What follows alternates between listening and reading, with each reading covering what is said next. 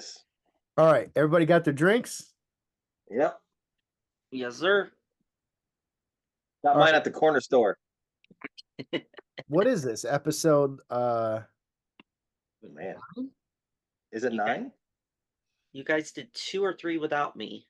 Then I've done 3. Way to rub it in.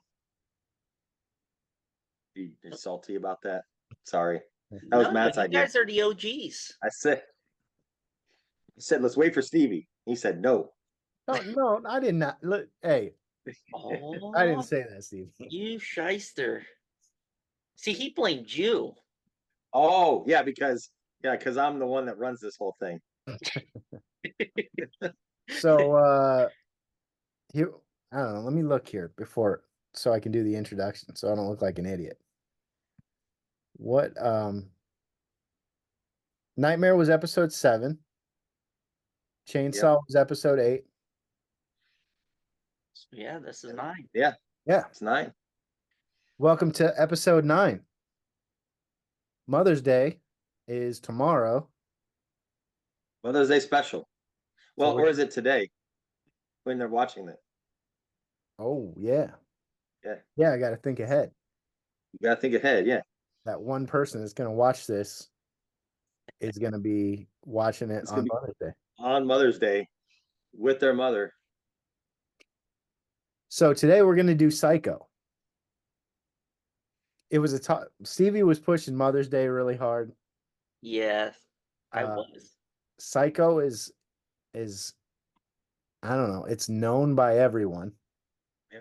It's an iconic film. Mother's Day is a good film. Yeah. But it's no Psycho. No. I agree. Mike, I really appreciate your enthusiasm with the black and white camera. Well, I mean, I don't have a Psycho shirt. So I thought I'd bring something in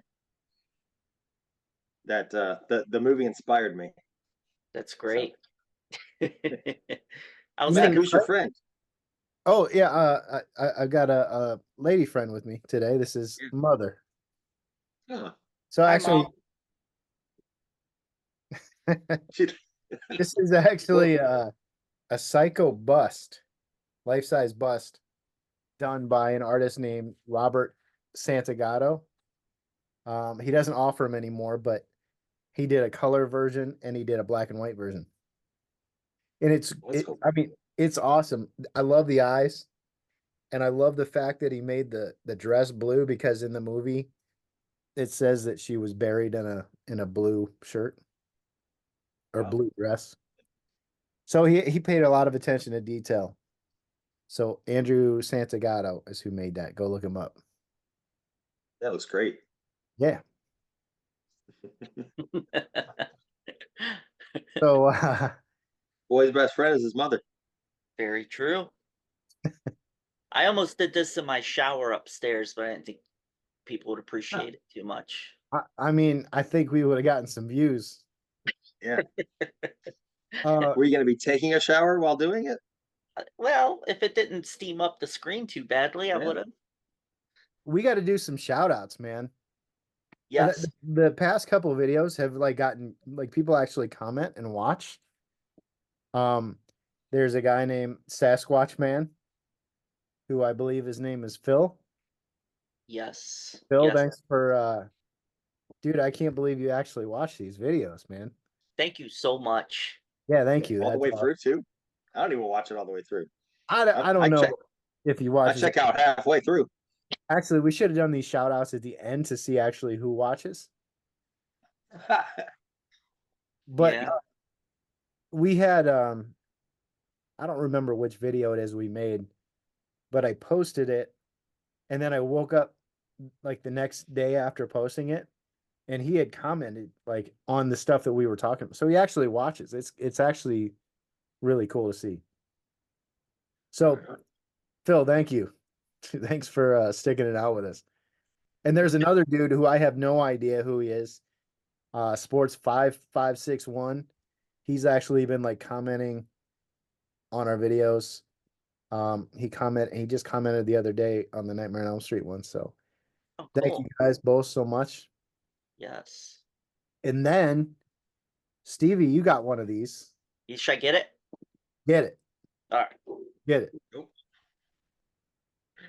This is this is actually really cool. All right, I'm back. You ready? Yep. I'll show you yours if you show. Wait, I'll show you yours if you show. Wait, no. Whoa. I'll show you mine if you show me yours. That's how it goes. You got that? Ready? Yeah, I'm ready. It's the wrong way. Zach, our buddy Zach got Oh us these. man. Yeah, buddy. So Zach, thank you so much, dude. This is going in Very the monster room. I love it. Yeah, so I got like the butcher knife with Michael. Stevie got the it's like almost like a buck knife with Michael. Yeah. With Michael. So very cool. Yes. That's I love gonna it. be proudly displayed in the monster room. I have it up Zach's next to awesome. my Zach's Michael been photo. watching like since day one too. So That's awesome. Those you are gotta cool. have him on. My little brother watches it too since day one. He just doesn't do the computer stuff, you know. But Timmy, big fan as well. But the only thing is, I know he only watches it to. I know he yells at me as he's watching it. You're wrong, or why don't you tell him this? But Well, either we- way, thanks, We need Tim. to have him on too then. Because I I would love love giving out misinformation. I would love to see that. That wouldn't be fun. Just you two arguing. I don't want to do Oh, that. that'd be great. Yeah. Come on now. Mike and I just can shut the fuck up and listen to Yeah, you. and I'll just sit back and enjoy the show. So back to the show. Psycho was the very first horror film I ever watched. I was probably 4 years old. I asked my mom, "What's the first horror movie you ever let me watch?" And she said Psycho. Wow, Damn. Really, really kind of cool. that is cool. Yeah, and it's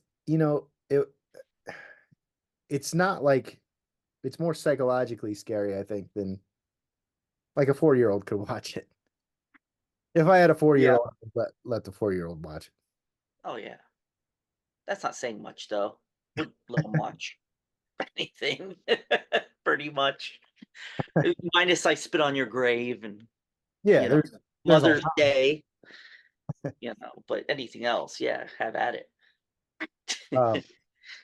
Mike, you came heavy with some notes, I know. I kind of always want to do. touch on the remake a little bit too, but let's get into the original. All right. Okay. I'm gonna have a question for you about the remake because I didn't have a chance to rewatch it. Okay. But from what I remember about the remake, something happened in it that you may or may not remember because it might be something so innocuous that it didn't really stick out to you. Yeah. All right. But so let's get started with this one, right? Okay. I think from the beginning, I think for us, the fact that this was done in the 60s, when we finally did see this movie, well, I mean, you saw it when you were 4. Most normal people saw it when they were in their teens, maybe. I don't want to interrupt, but when I'm 4, I don't really understand a lot of, what's going on. Yeah. Right. But watching this movie every time, it just draws you in every time. Mhm. Sure, there's some parts in it that don't really hold up, but that'll be talked about later. But I love how it starts out and it completely gets you into a mode of, oh, okay, it's going to be this kind of movie. And that's obviously the best part about it, that you think it's going to be this and it's completely not. Yeah. You think it's going to be about this girl stealing money. And so that was one of the things. I did get to watch it with commentary, and it was cool to hear about how, and it's something that I kind of noticed, but it's cool to hear that it was on purpose, where when Marion, when you first see her in the hotel room with the guy, apparently, so that was all super controversial, right? So the fact that she was in a bra, the fact that they were laying down horizontally together was huge.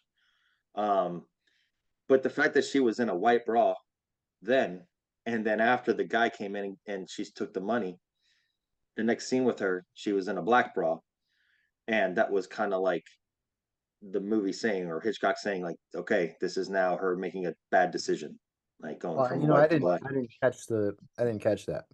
Yeah. Yeah. And that scene in particular is really cool because there's no dialogue at all, but like all you need to do is just watch it and you know everything going on, which is awesome. You know, you pan back to the money, you pan to the suitcase, you pan to her, and you can see all the emotions that she's going through. And not only that, but like the conversations and things that she's seeing, like what's going on, like what she thinks that they're doing, or after she leaves with the money, what they're going to do. Mm-hmm. But yeah, that opening shot's phenomenal though. Like as you were saying, going into that room, like you like fly into the hotel room. Yeah, from that opening shot, they're like above the cityscape, and they kind of do a 360 type of shot. It's not continuous, there's cuts. Yeah. But it's still really cool how back then they would have done a shot like that and then gone into the window. It's that shot, like without saying any words, without seeing any people, just seeing how it was done, it shows me how artsy the film was going to be. Like there's a lot of artsy shots. Yeah. He wanted to use like a helicopter, and I guess that just logistically they couldn't use one at that particular time of you know when the movies were being made, so they had to just improvise. Do you guys know where they came up with the date of December? No. No. So I don't know if this is exactly like I don't know about specifically December 11th or whatever, but you remember when she's in the car and she's driving down the city roads, she sees her boss, and there's Christmas decorations up, Yeah. which weren't supposed to be there, and so that was kind of a mess up, and so he just changed the date to December. I don't know what his original date was, but that's what they said, that then they made the date in December so that that continuity Right on. would take place. Yep. I did not know that. No, Like I see, knew it took place at that time, but I didn't know that. that's why we have Mike. Yeah, I love it. Notes. See, Now who I does could taking be. notes in school make you a nerd? Yeah. I Yeah. have a totally does. complaint. And this, I don't want to get off subject. This is a complaint about the youth of America right now, okay?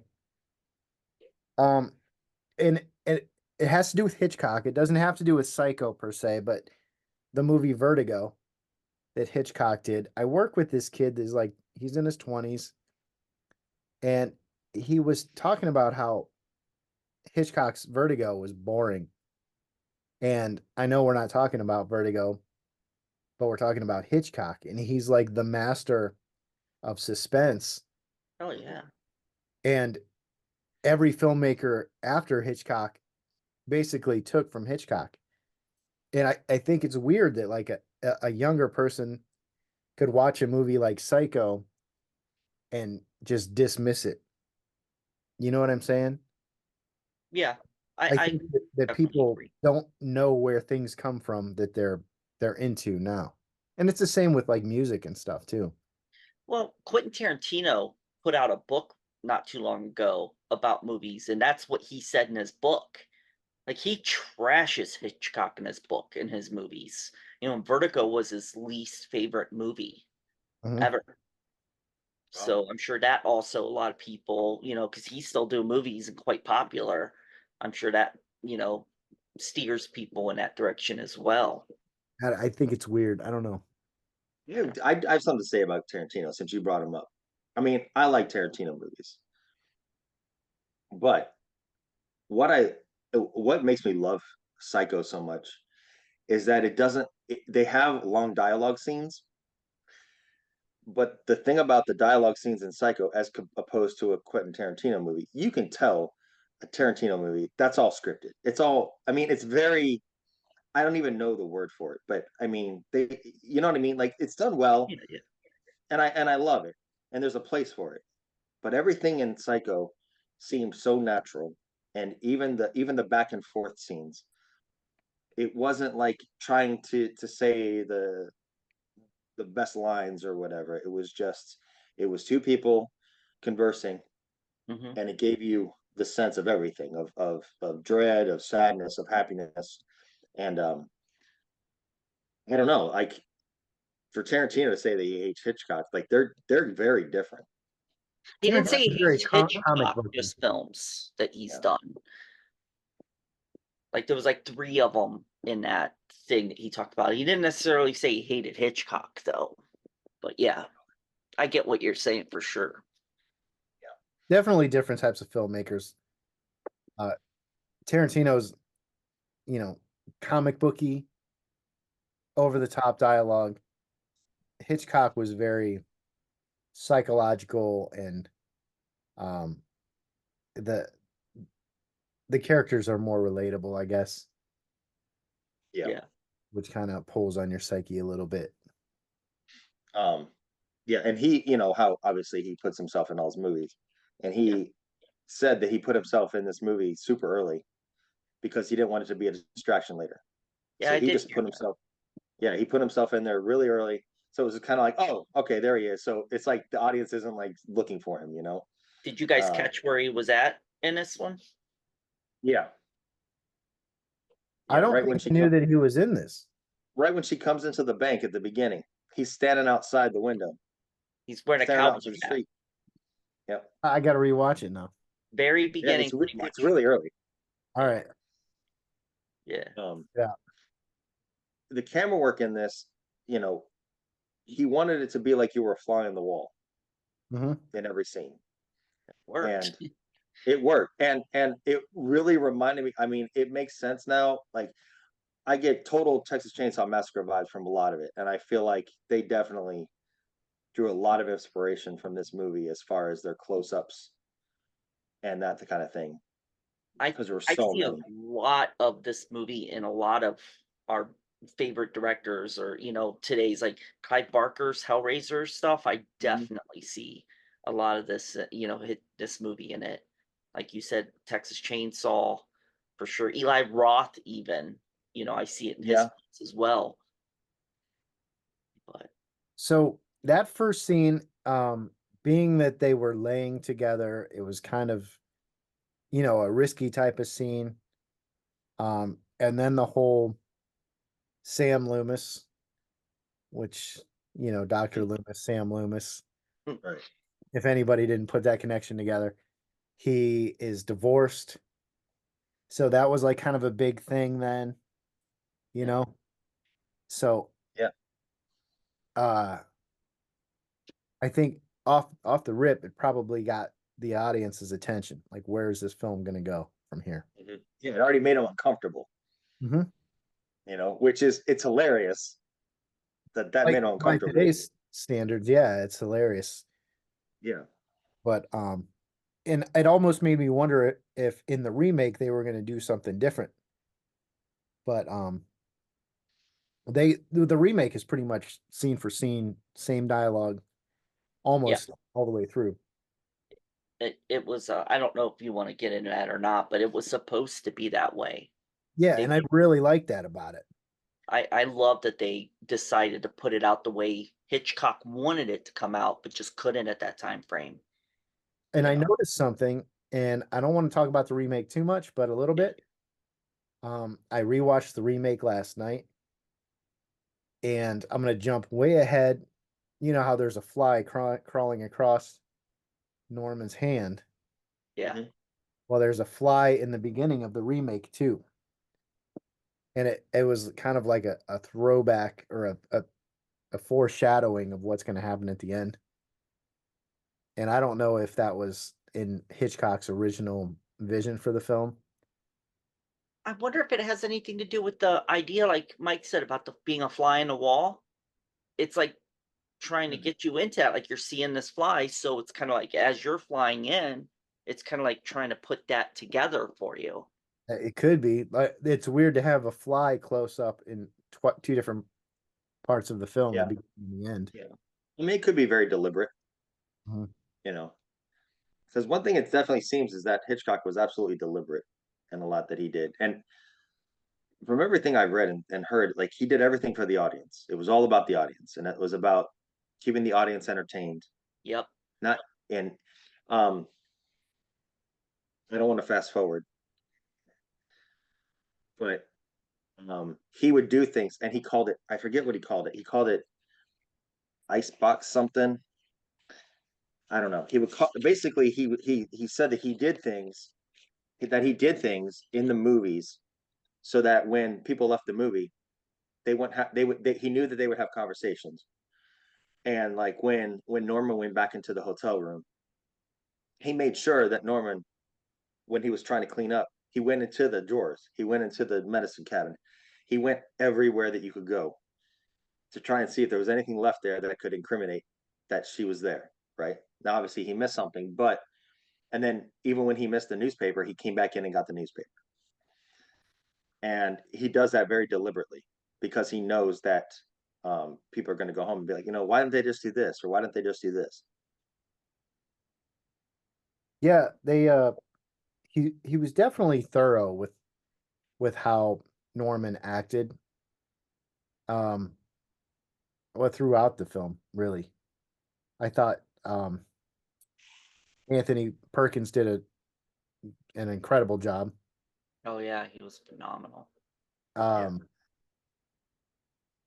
I don't want to keep bouncing back and forth. I thought Vince Vaughn did a fine job, but nobody is going to be Norman Bates but Anthony Perkins. And the way he acted, and how you said how deliberate he was, the way he could change his whole persona. Yeah. Mm-hmm. Just like, so let's fast forward a little bit to when Marion gets the room and then goes in the back room and has a sandwich, and it's a friendly conversation until it's not. She starts talking about putting his mom someplace, and you could just see his character and his face just changed.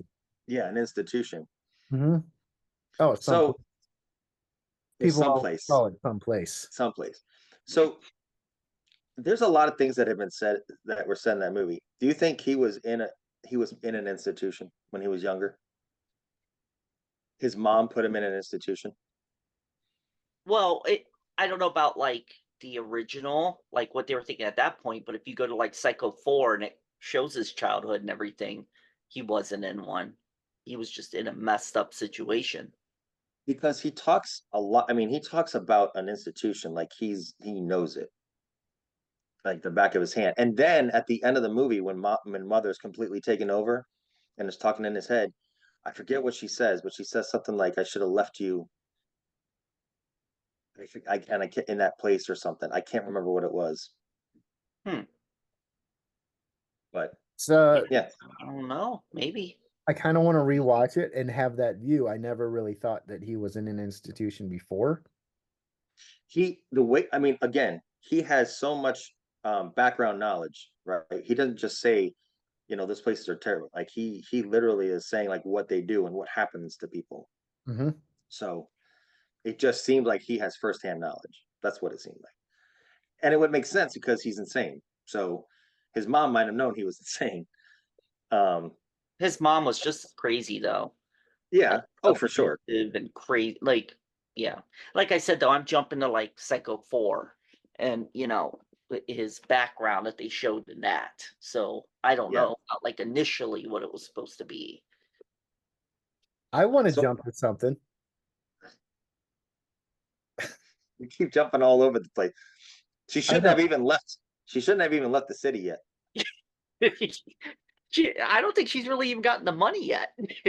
All right. Well, let's go back. Just remind me, because I want to talk about this other thing. Let's say this: Marion is played by Jamie Lee Curtis's mom. Yeah. We did not say that, and I'm sure everyone knows that. But for the few that doesn't, just in case, because there's a quick homage in H2O. Yes, she shows up in the car that she drives in Psycho. Spoiler alert. Which one? Which one? What? Which car? Oh, I think it's the car that she bought. Yes. Okay. Yes. She was driving it in H2O. Yeah, she pulls up and talks to him. It's in front of the school or whatever. Yeah. So, go ahead. This hoe's running around with Sam Loomis. Yep. Right? And then she goes to work, and then some real estate tycoon comes in Oil with baron. Yeah. $40,000, which was a lot of money at the time. And in the remake, they made it $400,000, I think, to try to. Well, it wasn't a lot for him. He only carries around enough that And he it could gets And he afford gone. could to lose. afford to Just lose. walks. I declare. I did. I don't. The way her partner over there, she was insane too, talking about how her mom gave her tranquilizers. Oh yeah. Or she took That out like it's tranquilizers on candy. her wedding. Forget about Tylenol for your headache. You want a tranquilizer? Tranquilizer. So this guy comes in and he starts kind of flirting with Marion, giving her the whatnot, and then her boss comes out and says, I don't even want this money in here. Take this money and put it in the bank. I don't want it here over the weekend. Yep. So she runs off. And then that's when she's like, all right, I'm going to go meet up with Sam. I'm going to take this $40,000. I'm going to pay off his debts. And that's where it all goes south. Yeah. So she gets pulled over by the cop, right? Mhm. Because she falls asleep. And did you guys catch the little joke? It's like it's like a dark humor joke. Let's hear it. So she was the cop was like, because she fell asleep in her car, and the cop said, shouldn't you have slept, or you shouldn't have slept in the car. You should have slept in a hotel to be safer. Yeah. Yeah, I don't think I ever got that either. Yeah, I didn't put that together as like a joke. It was just, the Well, the dialogue. only reason why Now that you I pointed realized it out. was, yeah. Yeah.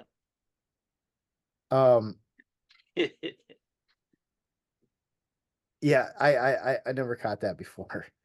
The guy that So plays the cop in the remake looks just like the guy that plays the cop in the original. so I was going to ask you that. Like from what I remember when I saw it, they looked. I remember him looking identical. Yeah, So much so it was like I thought it was the same dude. yeah, it was weird, but it's like I said, it was the same scenes shot for shot. All the words are the same, all the dialogue's the same. But from there, so she goes off to the car dealership. She's like, I'm gonna ditch this car. Well, she sees her boss, and that's where she Right. sees the Christmas ornaments. Correct. Yep. Yeah. That's where you see the it's like strewn about, in the city streets. Yeah. Okay, which I don't think I've noticed because it's black and white and it's hard to pick Yep. things out. Yep. But There's like a big, it looks like a snowflake or something dangling from garland from all the street signs and stuff down the whole road. so from there, then she goes to the car dealership. Yep. Where she high pressures the car salesman. Yeah. Right. And then the cop pulls up across Yep. the street. And even the car salesman, who's such a small part, like, was awesome. I don't think that they had a really bad actor. Like just every person that was in different scenes worked out great.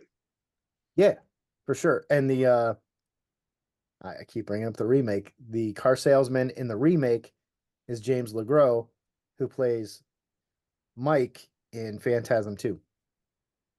Ah, I didn't catch that. Yeah, so in the remake. Awesome. I never caught that. Yep. It's been a while since I watched the remake though. Well, I mean, I think people watched the remake and just dismissed it because it's so similar. Yep. And it's I like enjoyed it a lot. I saw it a few times, but it's just been a while since I brought it out and watched it again to refresh it's worth memory. a rewatch. Yeah. So Yeah, so it's a she car. pressures them. When she bought it, so that scene when she's buying the car, Hitchcock has his own car drive by twice. Oh, He cool. has a black Cadillac, and you see it drive past twice. While the cop's sitting on his car just watching. Yep. Yeah. So if you chilling. see it drive past. Yep. And all the cars in the movie are Fords, because they had some sort of a deal with Ford at the time, so they're all Fords. Yeah, he wanted this to be a low budget movie. Yeah, I guess. 800,000. Yeah, he wanted it under $1 million? And it was his own money, I think, because He Universal was in wouldn't between direct it. companies doing this one. I do know that. Like this Yeah. was like the very last movie he had to do for Paramount, I believe. and he was going to Universal, but he had a production company at Universal that was his own. So that's why it's kind of confusing with this movie, because it is highly um like you think of Universal Studios, you think of the Psycho House, and all that, because it was promoted by Universal, but it was Yeah. actually Paramount. I'm gonna jump around a little. The Psycho House, and we're talking about Universal. We're talking about the Psycho House. The Psycho House was featured in an episode of an old show called Emergency, which was about the early happenings of firefighting and paramedics, like back in the late 70s, I guess. I never saw it before. But I know some guys that love that show. And I ended up watching a bunch of episodes and I saw the Psycho House. So the Psycho House Oh, cool. makes an appearance in the show Emergency. So if you're in Is it like emergency, is it like a part of the show, or is it just there? no, it was like in an episode. Like I Okay. said, it's about firefighters. So they had like a grass fire or something around the Psycho House, and there was an old lady, if I'm remembering correctly, there was like an old lady stuck up on the porch. Yeah. And I'm like, oh, holy shit, that's That's Psycho. pretty cool. Yeah. So Um. anyway, little fun fact. So Yeah, that's cool. so uh he chose Janet Lee because do you know why? I Tell find us. out all these things from my so he was deciding on who to pick, and she wrote an entire backstory on Marion Crane about from birth to now. So she wrote up a whole thing and gave it to him. Like, this is Before her she backstory auditioned? before she got the part. Oh I knew wow. she did that, but I didn't know she did that before, and that's what got it. That's pretty cool. At least that's what it seemed like. I mean, I could be wrong on that, Oh, but I wouldn't doubt it. I think it's cool that she did that. That's pretty. I mean, I Yeah, picked that person. yeah, that's cool. Um, you know what I think is weird about Marion is obviously she's not in the whole movie. Right. She's only in about half the movie. Spoiler alert if you haven't seen He it had a yet. Yes. purpose for that Oh too, man. though. Jeez. I don't want to ruin it for anybody. Now they're not going to watch it. But I read somewhere that there was a purpose in that, why he did it that way. Like, he wanted it to be that way. Like, To get rid of her earlier on. well, just to promote the movie, like, you see her on like the posters that were hung Right. up and everything. Like, you wanted to make her such a big character, but not have that big of a part. So she gets pulled over. She's getting tired, whatever. She goes and gets the car, then drives farther and gets to the hotel. Yeah. Well, that whole scene is cool too, though, because she hears all the voices in her head, Yeah. and it goes from light to dark, Mm-hmm. and she does that little smile that and I think it's too much coincidence. It looks just like Norman's smile at the end of the At movie. the end. Yeah. Mhm. Yeah. Well, So we all go a little mad sometimes. yeah, but she had that little like crooked smile. So tell me if you guys notice this. And I don't think I'm jumping ahead here. Why the fuck does everybody get out on the passenger side? Dude, I thought the same thing. I really noticed it. Well, I thought that she got out of the passenger side because it was raining and it was closer to the hotel. Yeah. Mhm. But then when the PI guy, Arbogast. he got out of the passenger, that's when I really noticed it. And Yeah. I'm thinking, I'm like, okay, that has to be just because of maybe how the set was or where he parked. It was like if he went out the driver's side, it would open into the main street. Yeah. So I What don't I know. think. Did you ever notice that, Stevie? No. Yeah. Yeah, No. they will slide across, and Vince Vaughn even does it in the remake when he pulls Marion's car up. Just slides over. Slide, like, doesn't open the car door. He slides over to the other seat and then goes out that way.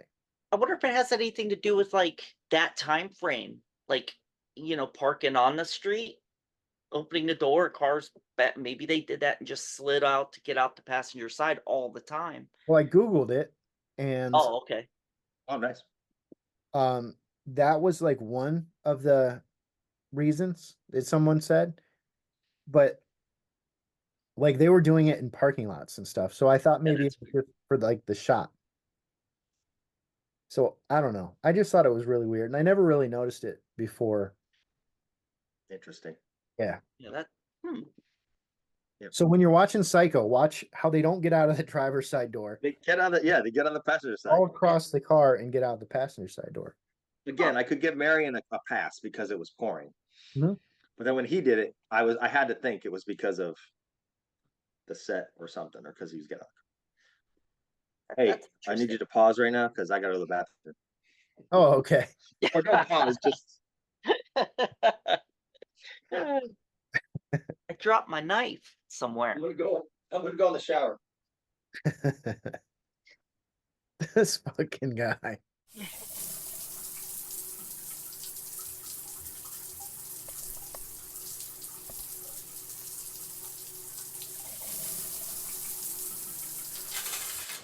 All right. So where were we? We were getting out Talking of about- the car. Yeah, getting out of car weird. Oh, So, yeah. So- Marion's finally at the hotel. Yes. All right. She's at the hotel. And then this is where, obviously some of the best scenes take place. Shower scene notwithstanding. The office. I love the back and Room. forth with Marion and Norman. Yeah. And then one thing I read was about the birds, right? Mhm. So the birds was very deliberate. Between the pictures of the birds, the taxidermy of the birds, her name being Marion Crane. Mhm. And then Norman even said, "Hey, I'm not going to eat normal. I'm going to eat like a bird." And then Hitchcock took it a step further and said, "Okay, I'm going to give you candy corn to eat." So that's where that came from. So he kept eating like a bird, and they focused on his neck a lot. So Yeah, if you I noticed noticed in that some in the scenes, film. I didn't understand why. yeah, because Hitchcock said he had a neck like a bird. Especially And, that one scene where Arbogast is Yep. and he kind of like leans in. Like what that's such a weird shot Yeah. where he's looking Yeah. at the board or the book. Yep. But That that's makes- all deliberate. And oddly enough, when I was finding out stuff, I always thought Hitchcock was a lot like I don't know, like Kubrick. Like these guys have a vision, and they don't really like to listen to people. And I found Hitchcock to be the complete opposite of that. And in fact, he encouraged everybody to have different ideas, which is interesting. He changed a lot based on, we're not to the shower scene yet, but some things he changed made scenes that much better and more iconic. because he listened to other people. He listened to other people. Mm-hmm. I mean, his wife helped him with all of his stuff. Like she gave pretty much the final say to him if it's good or not, and if it should go out. Yeah. So they eat. This is kind of the first time you hear Norman arguing with his mother. I never really understood how, I mean, that was definitely a woman's voice. There was supposed to be Norman doing his mom's voice. I don't know. I always thought that was kind of weird because you could tell it's two separate people. Right. Do you know how he got the mother's voice? No. He took, I can't remember, it was 4 or 5 different actresses, had them read the exact same lines, and he melded them all together. So you could never quite pinpoint the voice. Huh. Yep. Wasn't the main mom though like Virginia Gray or Grade or something like that? Grade, I think was her last name. Not one of the actresses that voiced the mom? Yeah. Man, it could have been. I'm I think didn't she write down gets the like the names. main credit as the mom's voice because Okay. I do know like I was watching the newer special edition Blu-ray thing that came out in the tin of for Psycho, and there was the making of Psycho and like them all talking and stuff, and they brought her up, using her as the mother and how he had a bunch of other women read for it and everything. But I believe it was Virginia Gold was her last name, but she was an actress as well. She did a lot of like old TV shows, like Chips and stuff like that. So, this is kind of where you see where Norman snaps. Yeah. You can see how crazy he is and how sensitive he is when he's talking about the institution, like Mike had brought up earlier.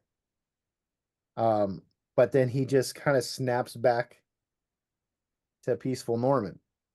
And you can see that she's kind of surprised by it. Maybe a little nervous or scared that she said the wrong thing. And it puts you in her position, like if I were her in that position, I would be terrified because Yeah. you Yeah. don't know what this dude's gonna do. Yeah. But he comes off innocent enough. He doesn't come off as threatening. Until that point, though. I mean, yeah. Like when They definitely keep him like that. They don't make him look scary, but they definitely made him come off as there's something not right with him, like just skittish, I guess, to be around him. Like I would just be kind of like weirded out. what's the line that he says? It always sticks in my head. He said, "People they click their tongues and they shake their heads and they suggest ever so slightly." And I Ever think so delicate, ever so delicately. delicately. Didn't they reuse that in Scream? They might have. I Yeah. wouldn't be surprised. But that I don't know. that scene and those lines have always kind of stuck out to me. Mm-hmm. Because you're just like, this guy's totally fucking snaps. But then he goes back Yeah. to, oh, well, It's like the cook. who am I kidding? Yeah. It's like the cook. He's like the cook from Like, of Texas. course, I've thought about it. Yeah, of course. I've thought about it myself. Yeah. Like, oh, okay. Now's my time to escape because he seems normal again. So, do you think that his plan was always to kill her? No. Do you think that? So, when do you think that happened? Do you think it was When he started falling for her, when he was starting to get like excited? Yeah, when he started Yeah. getting excited about her, I think in his head he thought that's bad, because of mom. Do you think it upset him that she lied about her name? Yeah, I do. I don't know if it really upset him.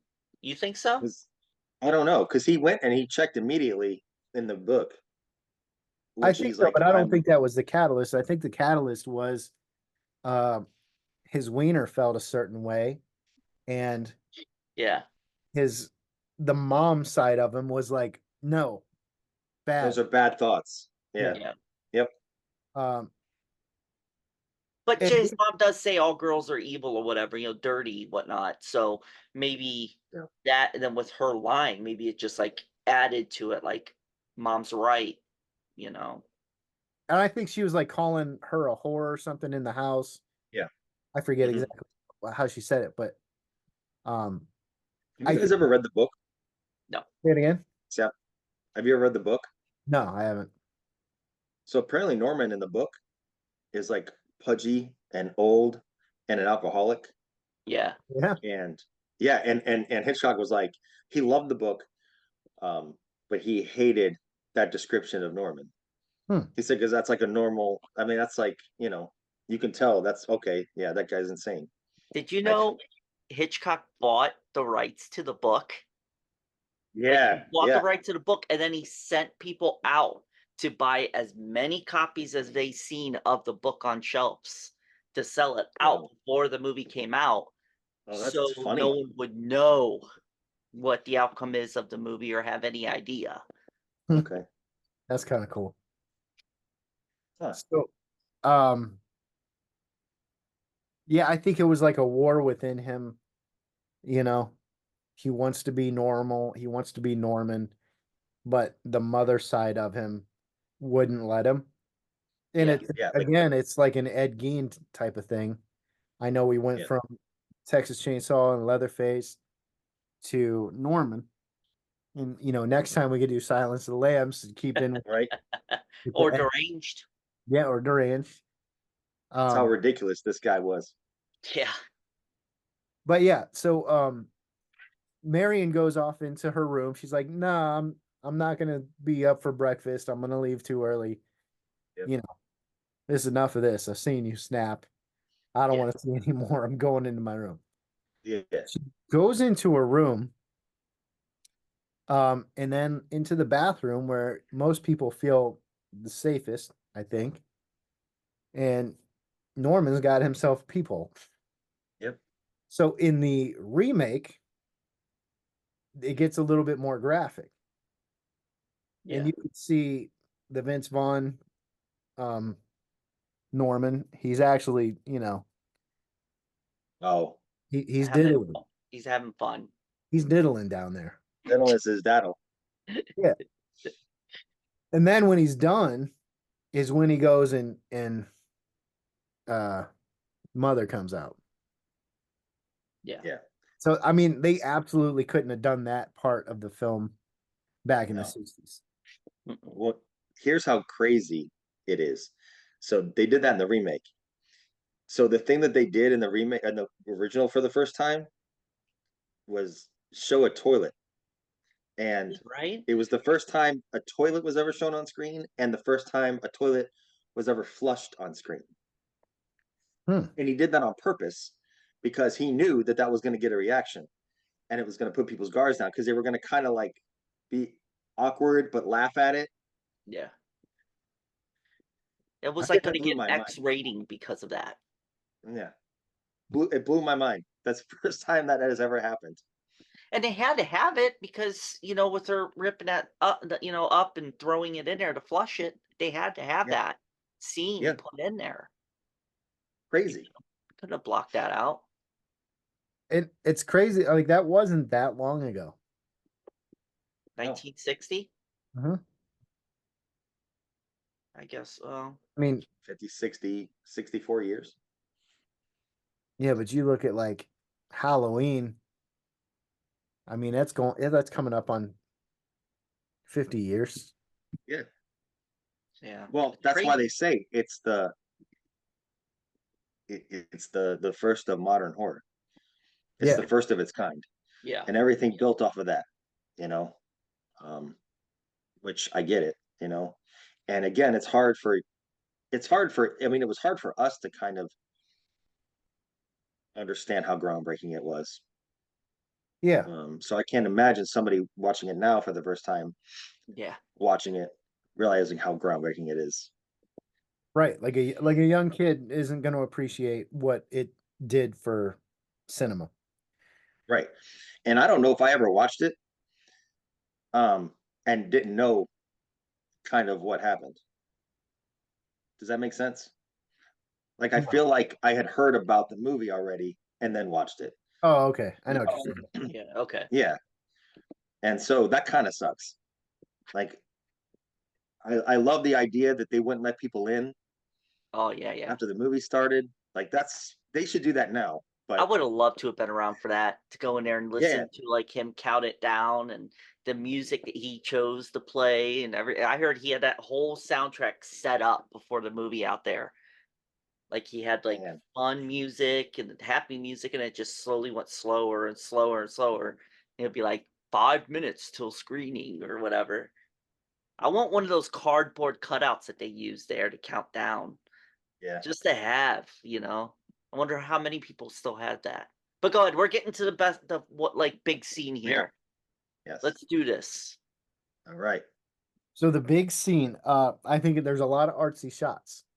There's the shower head shot where Yep. you're looking up the shower head, the water's coming down, Yeah. this clean white shower tile. It seems pretty peaceful. And again, this is filmed in the 60s and it's showing this this woman in the shower, which is something that you're not used to seeing on film. Right. And but it's a peaceful shot at first, you know.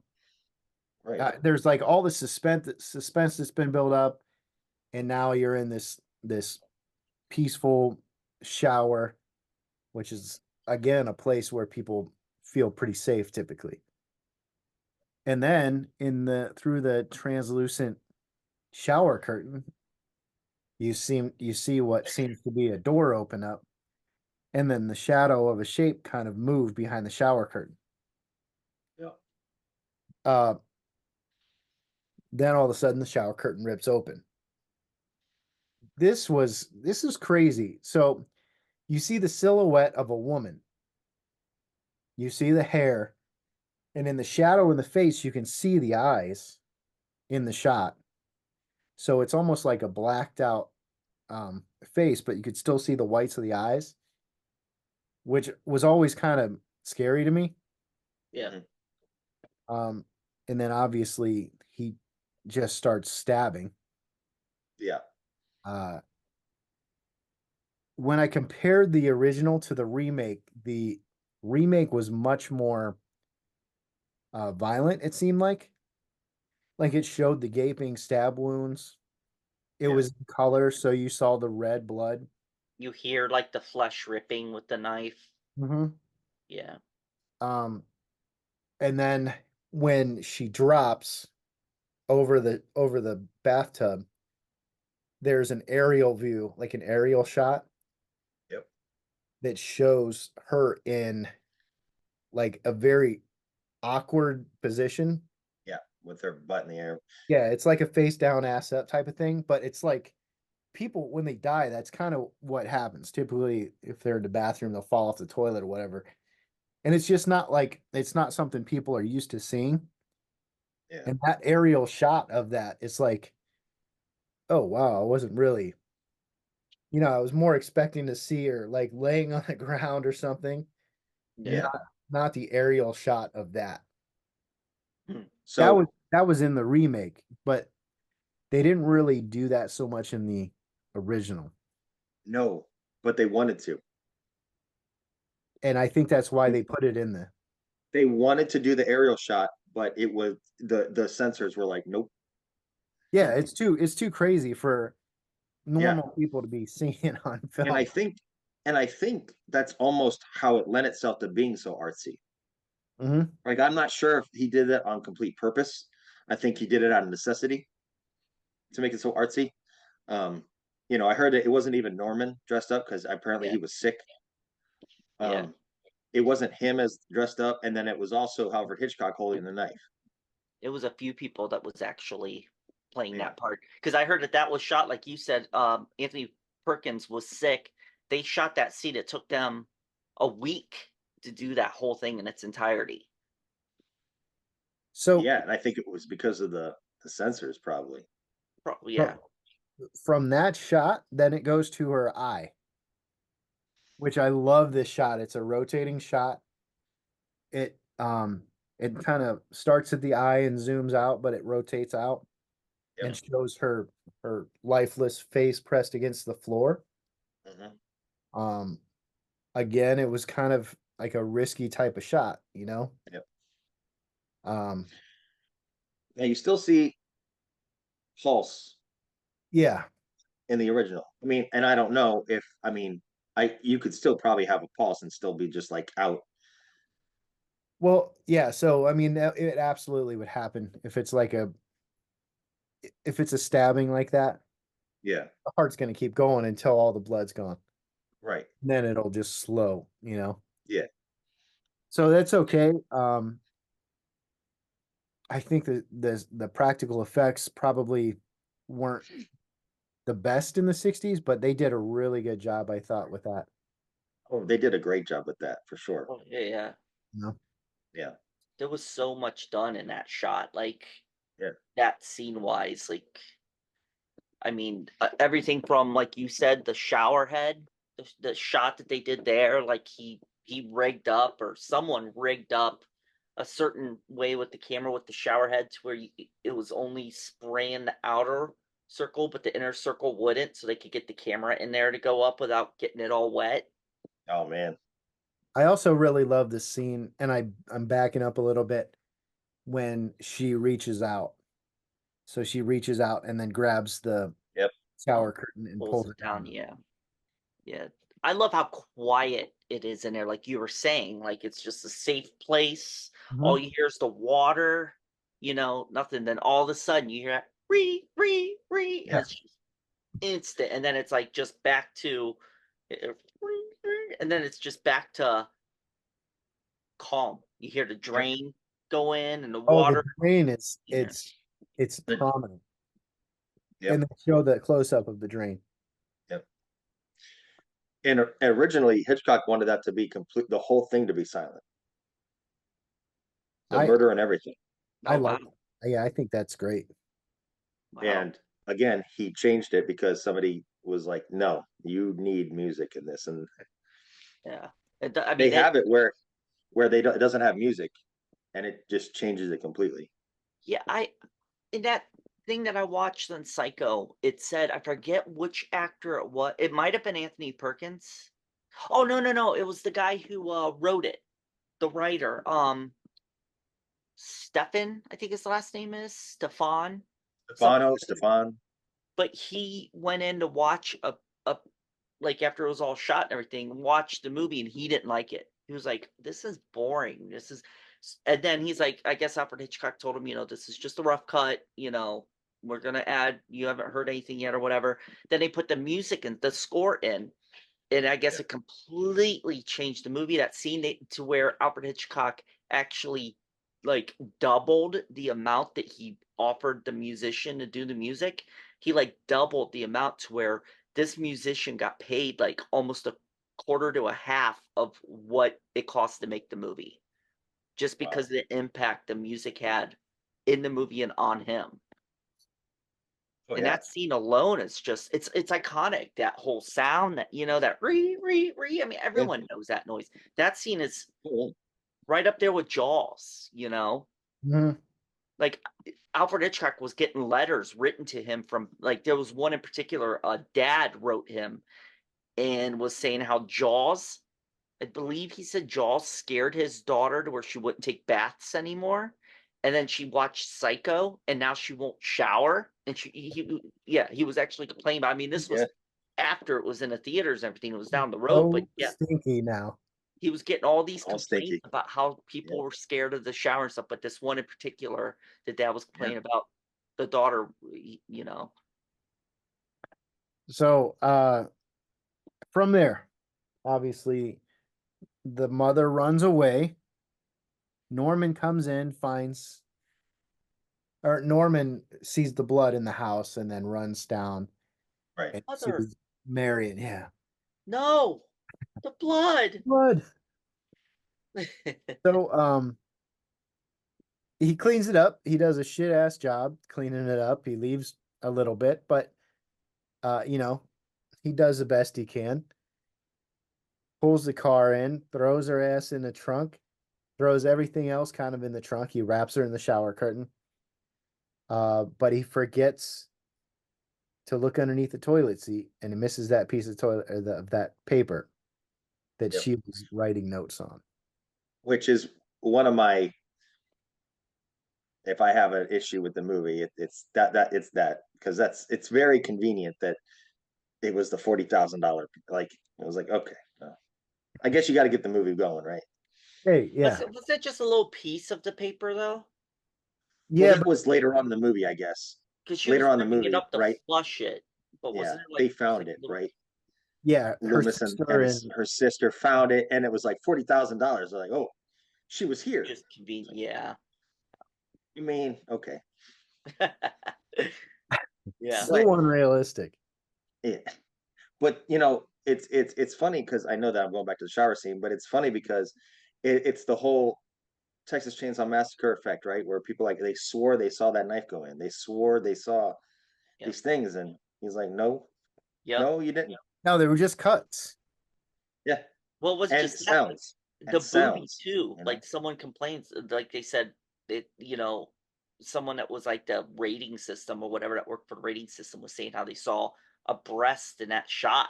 You Mhm. saw her Yeah. breast, and they're like, "No, you didn't." Went back and There they actually, watched it. They're like, there "Oh, actually is one. oh yeah, It's all blurry. It's all blurred. It's when she grabs the curtain.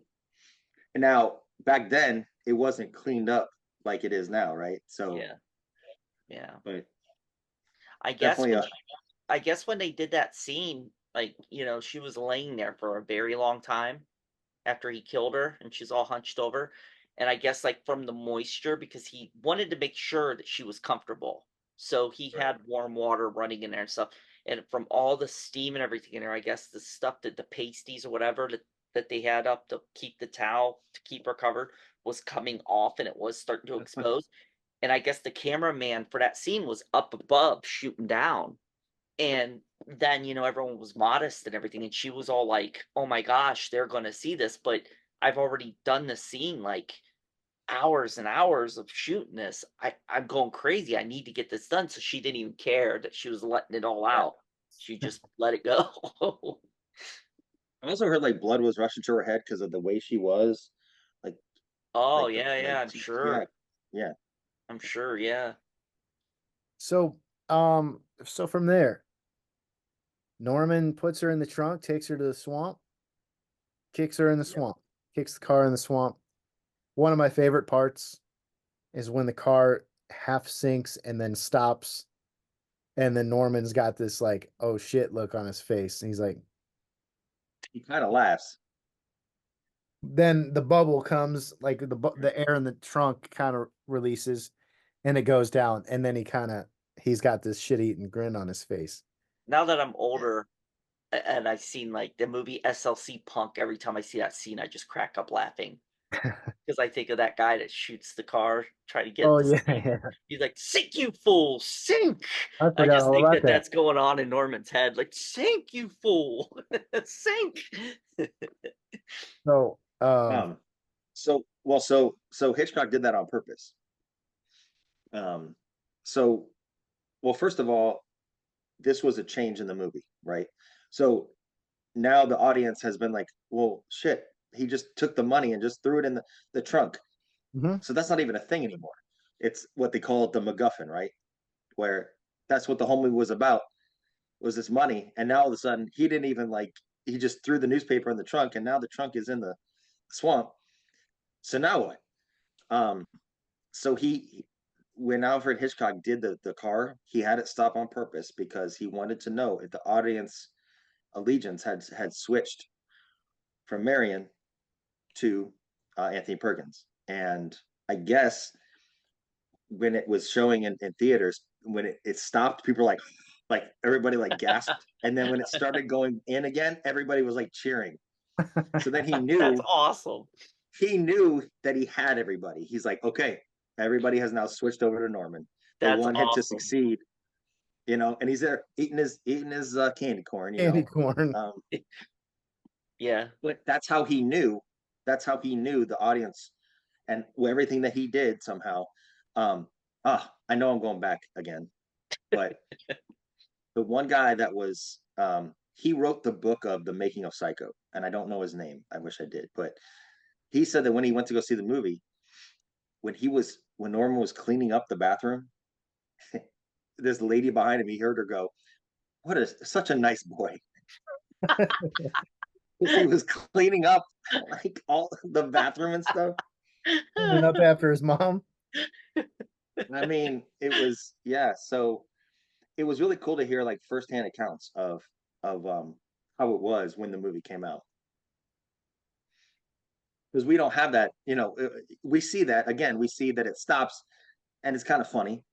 It's kind of like, oh, but we don't really get that whole feeling of a whole movie theater that Yeah. has just gone through this whole thing. How Yeah. incredible So I would thought that was that movie be to see in the theater when it came out? for That would have sure. been awesome. I would have loved, like, the whole, like it wasn't like how it is now where you just go and buy a ticket, watch it. Like I said, it was a whole thing. Yeah. Alfred Hitchcock speaking through the speakers and signs, and it would just been phenomenal. So, um, Then the movie switches. Then we're introduced to Marion's sister, and Sam kind of takes a lead role, and they start trying to figure out where she's at. And then her employer hired Arbogast, who was the private investigator, to find the $40,000. So they all meet up together and figure out that she stayed at this Bates Motel. I thought a lot of the dialogue between Arbogast and Norman was um, really, really good. I mean, it kind of kept you on your seat. Yeah. You kind of you're torn because I like this Norman guy. Seems like it's such a nice boy. But also, you want the private investigator to.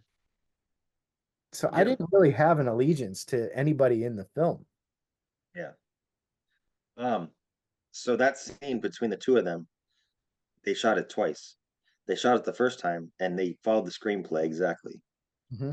And I guess everybody cheered, like in the studio. And then both of them went to Hitchcock and said, "Listen, we have this idea that we don't want it to be stiff, and if you watch it now, like they're like, we want to be natural, and we want to be improvised but not improvised. So if you notice, they like kind of talk over each other. They make it a lot more natural, and uh Hitchcock was like, yep, that's the one we're using. So he used the one that they wanted to do. I guess it got even louder cheer when they were done. But if you notice, it's so natural, and they kind of talk over each other, and That's cool. It's definitely yeah. a natural conversation between the two, Mm-hmm. even to the point where Norman kind of stutters when he says his mom is an invalid, and he Yeah, stutters a couple times when he says it. I don't know if he that did it was on purpose. intentional. Okay, Yeah, he did that on purpose. isn't it? He did And it again in the beginning of the movie. yeah, so He said something. um, again, just going back to the dialogue, nothing really dragged in this movie for me. That there Yeah. there there Yeah, was no point where I'm bored. When I was a kid, I didn't really understand, and maybe it was boring. I liked the shower scene when I was a really little kid. Um, but as an adult watching that movie, nothing is boring to me in that film. There's no, only one scene it is to me, but that's later on, and I don't really want to jump unless you guys are jumping now. Well, I mean, But after everything happens, at the end of the movie, and the guy's explaining about his his personality trait and everything, like that whole part where that doctor's in there talking to them is just way drug out. I feel, and it loses me a little bit in that part. Oh, you know why? why? So because this was so off the charts for 1960s, Hitchcock knew that the way it was never going to get um, approved. Mainly, I mean, it had to do with the shower scene, but it also had to do with a lot of themes that happened that we don't even think about today, right? So with Norman dressed up as drag essentially, right? And um, there was a scene where Norman's walking up the stairs, and he kind of sways his hips, and it's a way of saying that he's getting into his mother mode. I don't know if you guys noticed that. which I, part? I don't think I noticed. I It's don't. near the end of the movie. He's walking up. It's right. I think it's right before he kills the PI guy. It's around that time, I think. Okay. But you can see it. He's walking up. It's when Norm's walking up the stairs, and he goes into the bedroom, and you can see him kind of like swaying his hips. Yeah, and but he had that part in it because he needed to explain everything that happened. Hmm. And that was the only way that he said that the censors were going to let him do this movie. He does not like that scene. He did it out of necessity for being able to get a rating, because now it's explaining it all away, like, oh, it was because of this, oh, it's because of this. instead of putting it up to chance, you know. Yeah. So yeah, So that's why. Right well, on.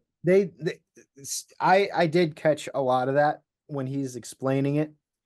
I want to back up. You said a little bit where they were talking about, or you were talking about how, essentially he was in drag. When the sister finds the mother in the fruit cellar Mm-hmm. and, flips her around, and then you see her just like this. Yeah. And then this is where, like, the first time where you see Norman's face Right. with the wig and the blonde, and you just see how crazy he looked. Like, he looks So crazy. scary. So He scary. doesn't even look like him. No, Like, that's the crazy part. it's all, and it lends to what a good actor he was. Um, his whole facial, like, everything was transformed basically, and you see this dude in his mom's clothes in a wig with this crazy ass look on his face coming at you that was terrifying. Yes. Yeah. That, like, in movies, even, like, I don't want to ruin anything, but, like, there's parts in Sleepaway Camp where, that face is kind of used, and it's like, oh, this motherfucker's crazy as Yeah. hell. Yeah. I was wondering. I always wondered if they took that face from Psycho. I don't know. There It's has to be some. I'm sure, but as watching that as a kid, you don't really understand it, and I was too young to understand what the guy was talking about at the end too. And I can't imagine, like, back in the '60s seeing that whole that whole thing. Yeah. So when they fast forward, well, if we fast forward to the end, and the doctor's explaining, and the one guy's like, "Oh, so he's a transvestite," and he's like, "No, that's Yeah. not Yeah. what the, Yep. Yep. he his mother lives inside of him, Yep. and it's a constant war between him and his mother." So, like, and they didn't do that in the remake. I mean, they had the explanation of everything, but that particular line wasn't in the remake. So, they really made it a point to show you, or to tell you, that this is Norman thinks he's his mother. Well, and I guess when that scene where he came in, he yelled out that he's Norma Bates. Like, he says, I'm Norma." In Well, when he comes out of the cellar. I don't Yeah. know if I And caught like, that. when he grabs her, he's like, "I'm Norma Bates," like, yells it. I never got that. Caught Yeah, I that. have to Yeah. watch that again. Yeah. Wow. Right Yeah. on. Yeah. Well, we fast forwarded the I'm PI, Norman Bates, bitch. which his death was kind of weird. Um, Yeah. I know he was trying to be artistic there. Whose? That death falls flat for me. Which one? The PI. The PI. Do you know Well, how they did that though? I heard them say, you explain it because I kind of forget. So, now everything's on computer and they do computer imaging and stuff. But then it was all shot on film. So they shot his stuff going like on the stairs and stuff of him doing arms and stuff. Yeah. And then they shot just the stairs in the background. And then they got both pieces of film, had his stuff in that, and kind of like worked it over top of it. So it would Wow. show, like, it would put the effect of him falling. So it was just using layers of film and moving Yeah. it to create that whole scene. I actually really like that scene. I thought it would give it, like, a weird three-dimensional thing, and I guess that explains why. Yeah. Yeah. In the remake, there are clips added to that scene. And it's very weird. So you see that he gets stabbed in the face and the eye area, Hmm. and then you see what I'm guessing is through his vision. He sees, like, a weird clip, like a real quick snip of, like, a woman sitting on a sofa, or like an old armchair or something, and then he stumbles back a little bit farther, and there's like a lamb that he sees in the remake. I don't know if that was in the book, why that was added, but it adds an element of eeriness that Maybe that was in the script before. yeah, You know, maybe it got cut out of the maybe- original because it's very weird, and it almost gives you like this. I don't know. It's almost over the top, uncomfortable feeling Hmm. because you're seeing what this guy is seeing as he's dying.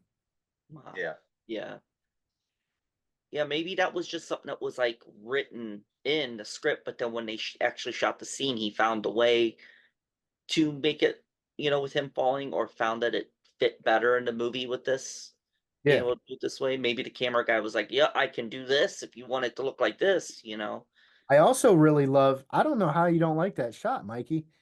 I love the I aerial shot of mother coming out of her bedroom. Like you see her come out and around the steps from. that's real cool. And I like that it's so surprising. Mhm. Because that was one of the things they talked about. Because the one guy that was, doing certain things with the movie. So apparently Hitchcock was not there that day that they shot that scene. Oh yeah, It yeah, was another guy, and he shot it a completely different way. He shot it where he held onto the banister and was holding onto it tight, and it was like a completely different death scene. And Hitchcock was like, he's not going to do that because he's going up there innocently. He's not expecting to be stabbed by this dude coming out of the room. It's going to be like completely surprising. He's not going to have time to grab something. You know, Mhm. and so I guess he had to redo it. well, didn't But they also shoot it like on that special feature stuff? They said also the way he shot it was up close to the yeah, guy's hand when he's holding, and the only time the camera is up close like that is when it's through like the killer, and it kind of made it look like he was the killer, like you were watching the killer's hands mhm. when they Oh, shot when that guy shot the scene, because it was so yeah, close up. He's like, he's not the killer, so I'm not going to zoom up on his hands like that. yeah, that might be it. I'm sure it was both of them, yeah, because he wouldn't Yeah. be all uncomfortable like that either. Um, I don't know. It's not that I don't like it. I guess just compared, if I compare death scenes, All right, I respect it. it's Yeah. So from there, what do we got? Obviously, the Sam and the sister go and they pretend like they're a married couple. I really like the uncomfortable dialogue between Sam and yeah, Norman because like in the original, Sam is really like pushy to Norman, and you can see how Norman Comfortable. feels like he's backed against the wall, and then all of a sudden he's like, "Where's that woman you came with?"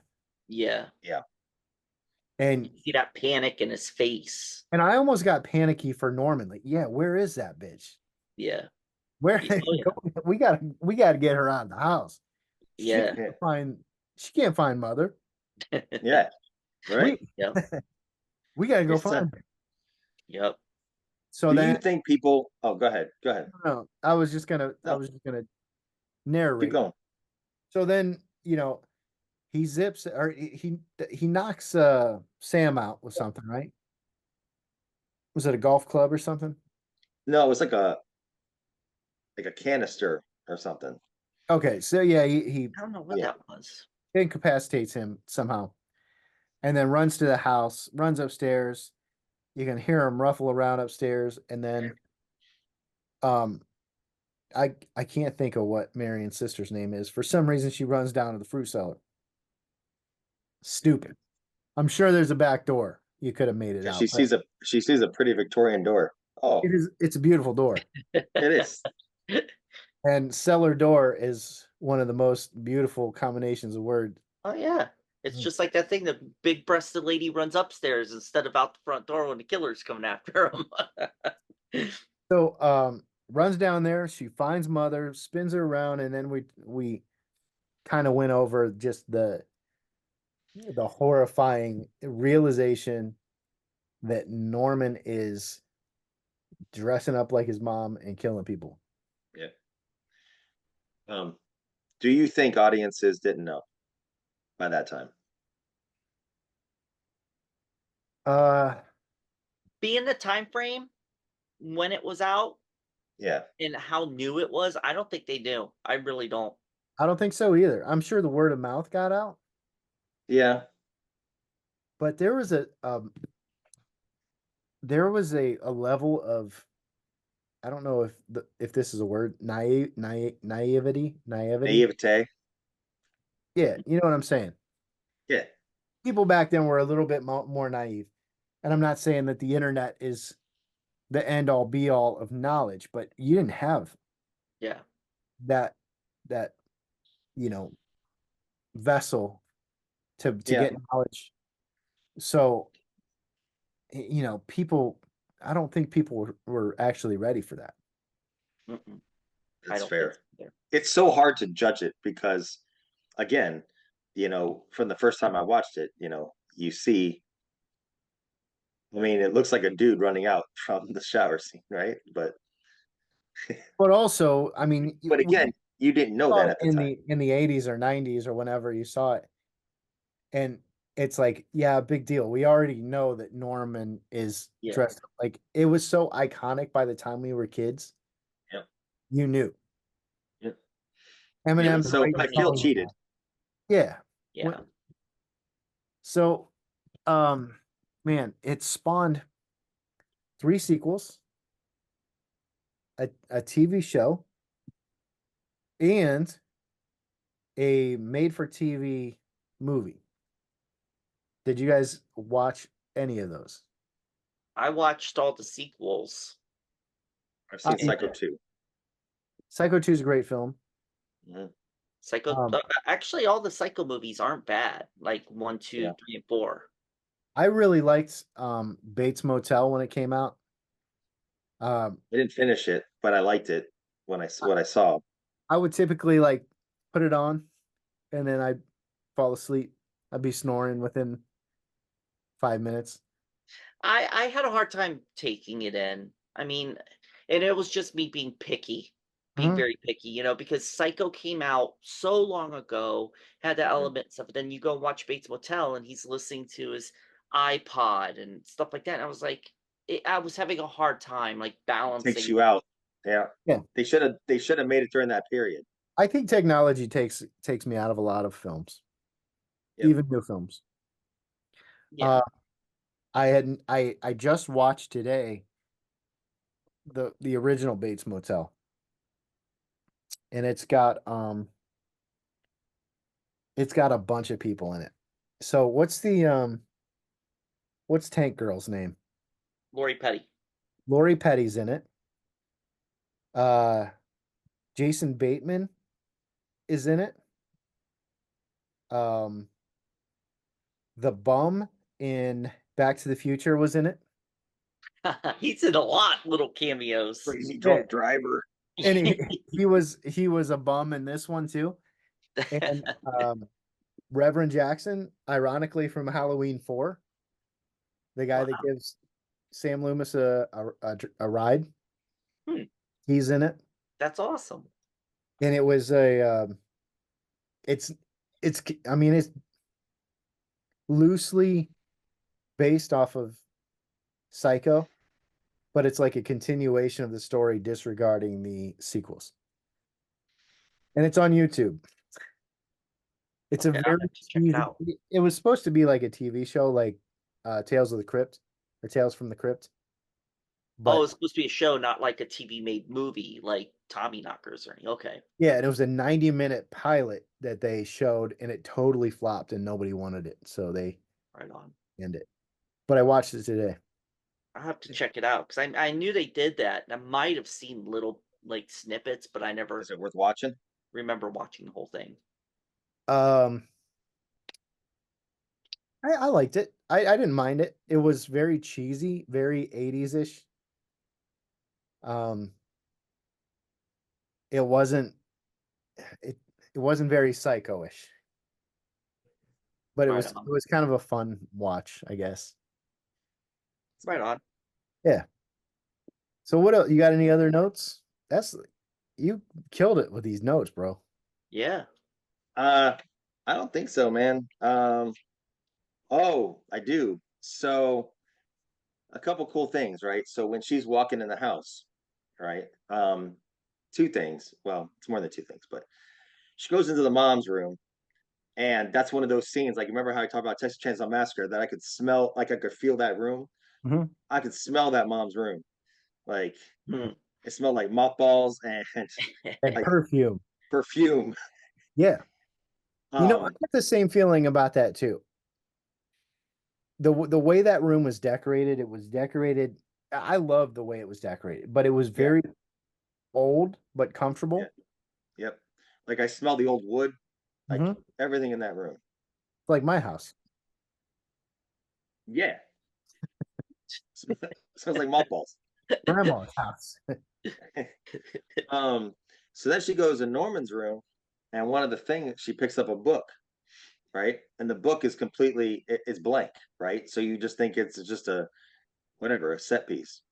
But apparently, back in the Victorian time, like they had books like that because they were pornographic books. So if you go and you watch her open the book, she like makes a face because she's saying something that makes her really uncomfortable. Huh. Huh. Um, Nice. and then the other thing, the the record that's in his room, Mm-hmm. it says eroica. Like I've never really paid attention to it. I just always figured it said erotica, but it says eroica, and I think it's a Beethoven. It's based off of Beethoven, and I kind of tried to research it a little bit. And one of the things I saw that it means basically he made it's something so old, like it was made 200 years ago, but that can be like it was just made. Like so, it's a symphony that holds up in modern times, Hmm. which I thought was interesting because obviously this movie holds up in modern times. I think. It Yeah. does, and it's weird because they probably had no idea it was going to be what it is. Yeah. Um, and another thing people said about that symphony is that that symphony changed every symphony thereafter. That's Huh. weird. Yeah, That's pretty cool. I And thought that that was brings us cool. back to the beginning of this show that this movie has inspired so many films after it. Yeah. Yep. Yeah. Wow.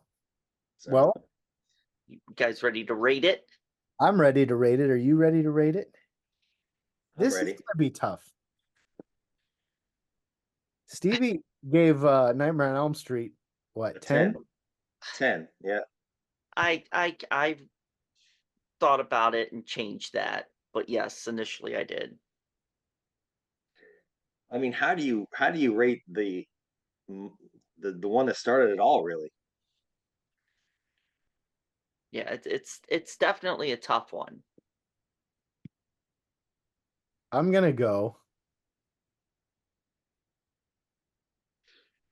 Hmm. I'm going to go 9.8. 9.8. Mm-hmm. Up there. Right on. I was gonna say 9.5, but What did you rate? What what was your re-rating? What was your rating of Texas Chainsaw Massacre? We need to write We these need to down. write this down so we yeah, have it ready to go. I don't remember what I did with that one. I want to say it was like an 8.5 or 9. All right. I think. I mean, this is so iconic. It's almost like rating Dracula from Yeah, 1931. Yeah, it's not fair to rate it. I think that's why I have it so high because of the influence, the just how unique it was at the time, and everything about it. But as far as like movie wise, it probably wouldn't be that high if it wasn't for all those other elements. If it came out today, it wouldn't. But No, being that it's such an iconic film is what jacks the score up for me. yeah, I agree 100. What do you think, Mike? I mean, you have to give it over a 9 at least. So I'll go 9.3. Ah. It's low. It's Have not you low. noticed, like, he does kind of tail down lower than us on the Yeah, rating? make this guy happy. I'm excited to get to a Psycho? movie to where he's going to be like the highest when he's ready to like go up there. There's Yeah. just some parts in this movie that I'm like, Right on. Hey, that's a still that's a good score. yeah, But yes, but yeah. And again, it's hard because if you look at it in the scope of, you go as a movie as when it came out. I mean, it's a 10 all day. If we're like best movies from the '60s, it would be. I don't know all the movies from the '60s, but this would have to be number one. I'm not really sure what could beat it yeah, from the '60s. yeah. That gives me a show idea. We should do decades. Yeah, we started doing that. We did. We did the '90s. The 90s. Ugh, We God. trucked through that one. Yeah, we got to do 80s, 70s, 60s. There's some good 60s films. Yeah, I didn't know No, about the 90s. I wasn't here for that one. Yeah, because Mike didn't want you on.